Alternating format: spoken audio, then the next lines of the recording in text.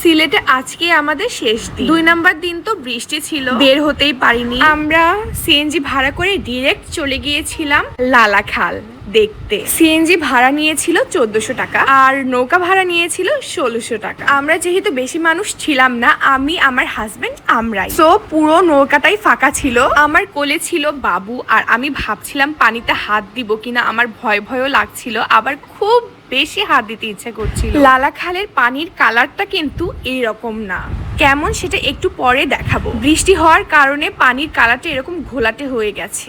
আশেপাশে শুধু গাছ। সবাই বলেছিল লালাখালে গেলে নাকি অনেক মজা পাবো, দেখার মতন অনেক কিছু আছে। সত্যি বলতে লালাখালে গিয়ে খুব একটা মজা পাইনি, আর বাচ্চাটাও জ্বালাচ্ছিল, তাই না আম্মু? তুমি অনেক বেশি জ্বালাচ্ছিলে না আমাকে?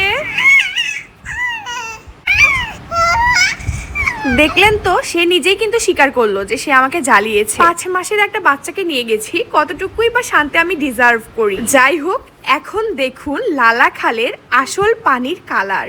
ধরতে গেলে এটাও আসল কালার না, এর থেকেও আরো সুন্দর। আর এই জায়গাটাতে এসে কি যে শান্তি লাগছিল, ঠান্ডা বাতাস, আর এই গরমের মধ্যে ঠান্ডা বাতাস কি যে শান্তি এনে দিয়েছিল।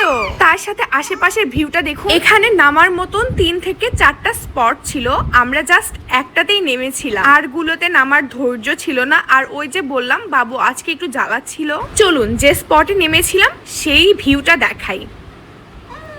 এই হচ্ছে আমাদের দেখা ভিউ, যেখানে আর কি কিছুই ছিল না। না কিছু ছিল না বলে ভুল হবে, একদম মাটি থেকে পানি উঠে আসছিল, যেটা আমি ভিডিও করিনি। দেখার মতন ধরতে গেলে ওই একটা জিনিসই দেখার ছিল ওই জায়গাটাতে। এখন দেখুন, এটাই তো ভিউ, তাই না? এটাই তো শান্তি। মানুষ কি এত টাকা খরচ করে এমনি যায় হুদাই? লিটারেলি এত শান্তি লাগছিল। আমি তো নৌকার মধ্যে শুয়ে পড়েছিলাম, ওখানে শোয়ারও স্পেস ছিল।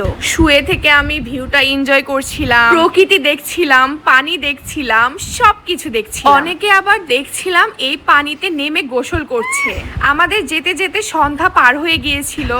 লালাখাল থেকে মূল ঘাটে পৌঁছাতে আমাদের সন্ধ্যা পার হয়ে গিয়েছিল, আর হোটেলে ফিরতে ফিরতে তো রাত হয়ে গিয়েছিল।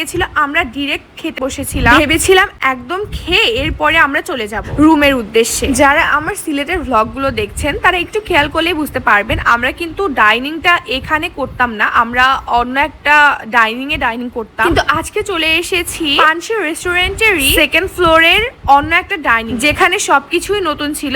চলুন দেখায় আজকে আমাদের খাবার আইটেমে কি কি ছিল। প্রথমে অ্যাজ ইউজুয়াল সালাদ আর এক্সট্রা একটু ঝোল ছিল, সাথে ছিল মাছের তরকারি, তার সাথে ছিল সবজি। ডিনারটা খুবই সিম্পল রাখার চেষ্টা করেছি। এরপরে ভর্তা তো ছিলই, আর আমি প্রথমে ভর্তা দিয়েই খাওয়া শুরু করেছিলাম। জানি না আজকে কি ভর্তা দিয়েছে, ভর্তাটা ঘিয়ের তৈরি ছিল, এত মজা ছিল। এরপরে খাওয়া শেষ করেছি, আর কোনো ক্লিপ নেওয়া হয়নি।